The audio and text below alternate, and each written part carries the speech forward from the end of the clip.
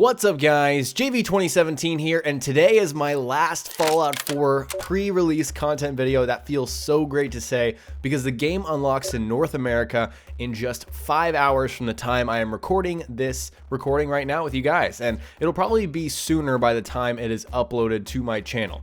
Just a quick reminder guys, this is your #1 hub for Fallout 4 content here on YouTube, so make sure to subscribe if you haven't already, and stay tuned on my channel for daily Fallout 4 tips and tricks videos. Another quick reminder, I will be live streaming Fallout 4 at 11 p.m. Central Time tonight in just a few hours right here on my YouTube channel, not my Twitch, just right here on YouTube. It'll show up just like a video, but it will say live, so check for that. And I may start an hour or so earlier with some Fallout 3 just to test, make sure the stream is running well, and also to build some hype and wait with some of you guys for the unlock. So if you're waiting to play for that unlock, or you're going to a midnight release to get it, or you're unable to get the game at all tonight, feel free to come and hang out with me. We will be here. And also, if you need to convert to a different time zone, check the description below. And if you can't make it, the stream will be automatically uploaded to my channel for later viewing. Today is sort of a recap compilation video of everything we've been talking about over the past few weeks, and most of my videos have covered new features as well as returning ones that will have a major impact in the game. So I thought it would be nice to recap the most important things to remember before you start your journey in Fallout 4. First and foremost is the character build. Now I sound like a broken record. I probably made half of my videos on just, special stats and whatnot, but plan your special stats before you start and kind of decide on a general direction. Where is your character gonna go? What does your character want to do? What is your character about? What do you want to accomplish in your playthrough? Think about all of that before you create your character. And in the link below, I actually shared a really awesome website that helps you build your character if you're making some last minute decisions. I highly recommend it. So the thing that I've been preaching for a while now is that builds really do matter. They matter way more than people previously thought, because when everyone heard the, infinite levels, there's no level cap, everyone thought, yeah, we can make these God mode characters and max out everything.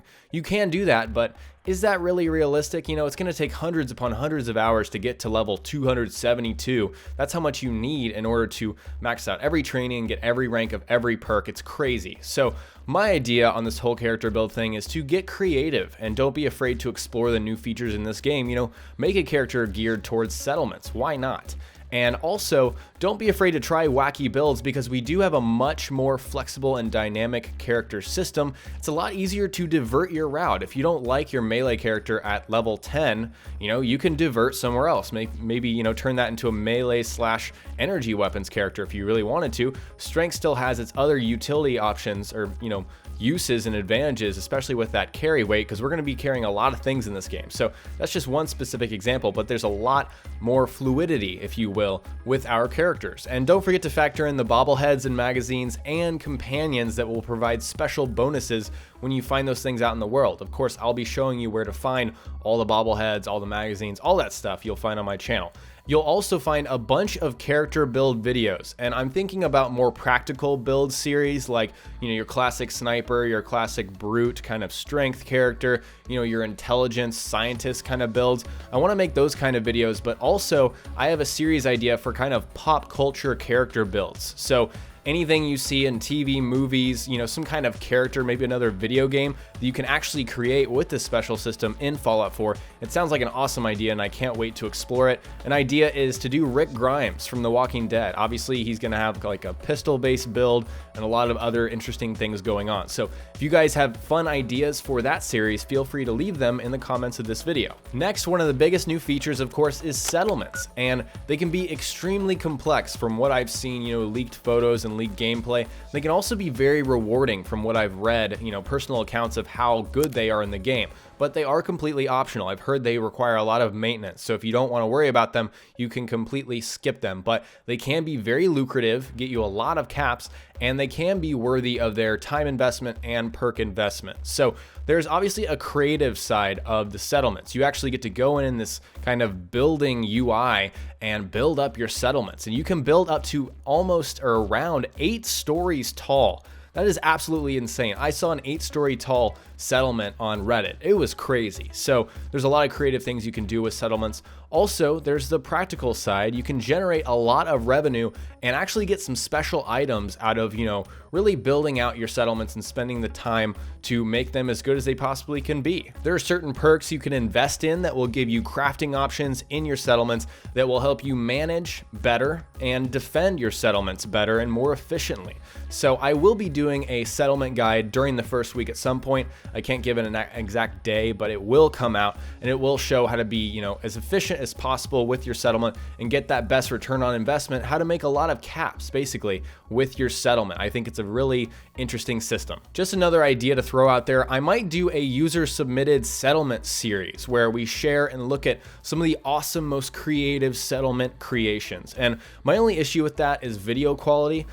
So I don't want, dazzles don't really exist anymore, but I don't want to have anything, worse than the footage that I already put on my channel. So anyways, let me know if that's something you guys would be super interested in, because I do want to see your creations. I think it'd be really fun for our little Fallout community here on my channel. Crafting is another huge feature in Fallout 4, and you may say it was in previous games, but they really made it a lot more robust in Fallout 4. It totally matters. There's a huge variety of mods on most weapons. Some weapons you can't mod, that's your unique weapons, but most weapons can be moddable. There's 50 base weapons and 700 modifications that will affect your stats. And so obviously we'll be able to find some deadly combinations. And also don't forget that every item in the world has a purpose, especially for modding weapons and for your settlement workshops. So keep that in mind. I would also make a case for putting extra strength on most characters to get strong back, and that will increase your carrying weight because you're going to be carrying a lot of stuff.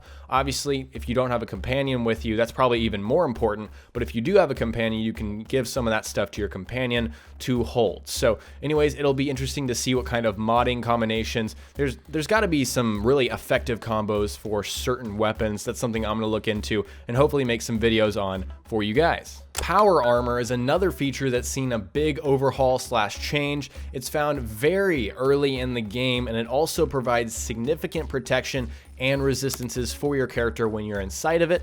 And of course, it's customizable. We can actually go in our kind of garage workshop and tune and kind of take off parts, put on new ones, put on paint. There's a lot of things we can do with our power armor that's very cool.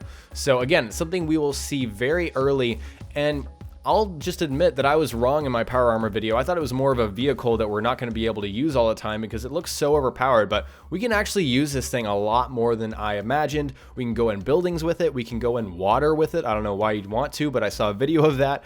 So you still have to get out and leave it, wherever you want to leave it. You can't just transport it and say, go back to the warehouse garage kind of thing. If you don't want to stay inside of it, you have to get out and then you have to retrieve it, but it will show up on your Pip-Boy map. So you have to retrieve it and then store it where you want to keep it. So like I said, it provides significant protection, but it also increases your strength while you're in the power armor.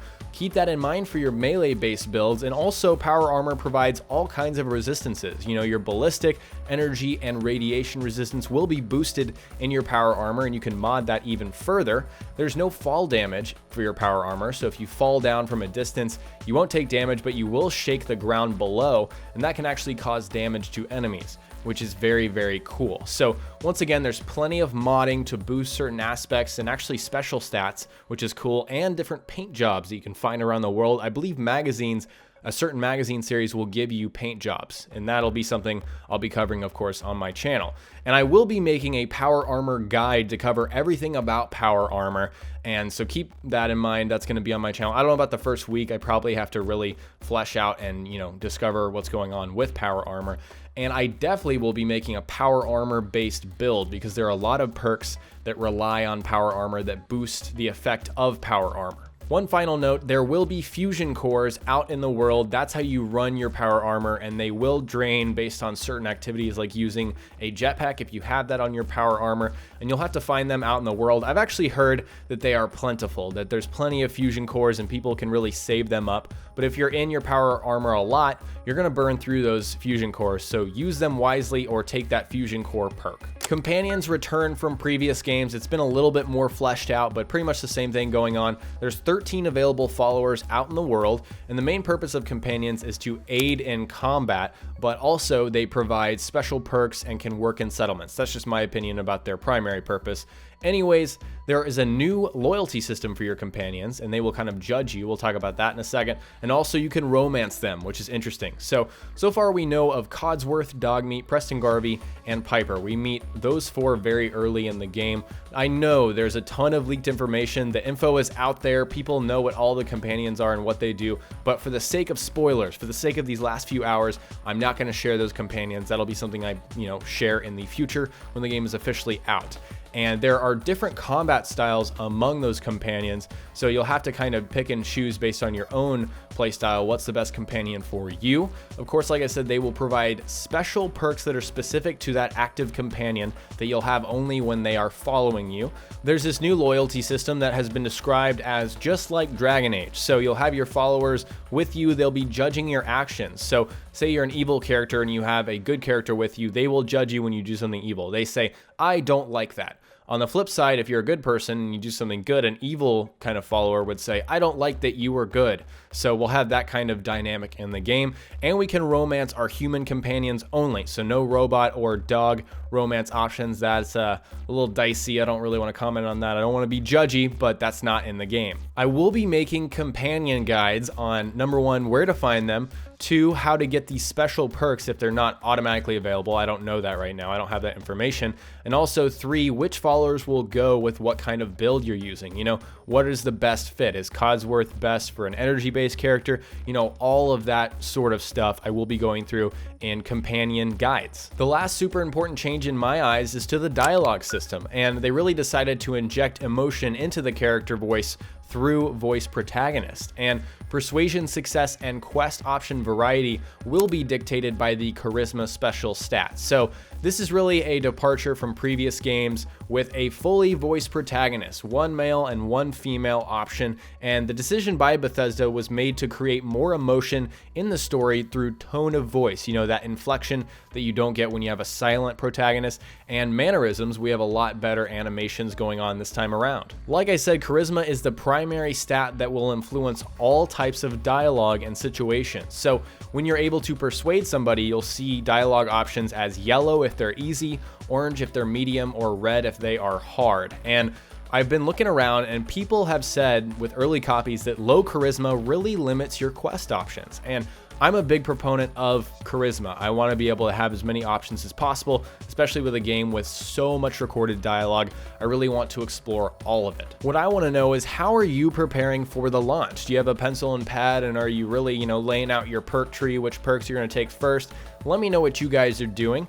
And also, what is your favorite new feature that I talked about? Is it companions, maybe settlements? What can you not wait to do? And also, what's the first thing that you plan on doing once you step out of Vault 111? Are you going to go and see what Preston Garvey's doing? Are you going to build your first settlement? What are you going to do? Share all of that in the comments section below. All right, guys, today I shared the most important things to remember before you begin Fallout 4.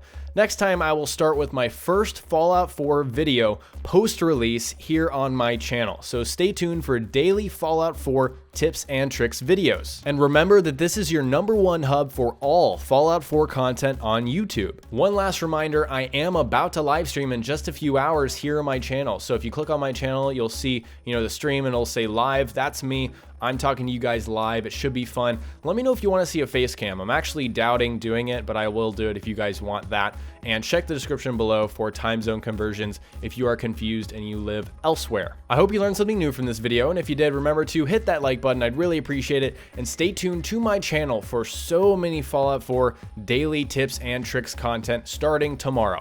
Talk to you guys next time. Peace.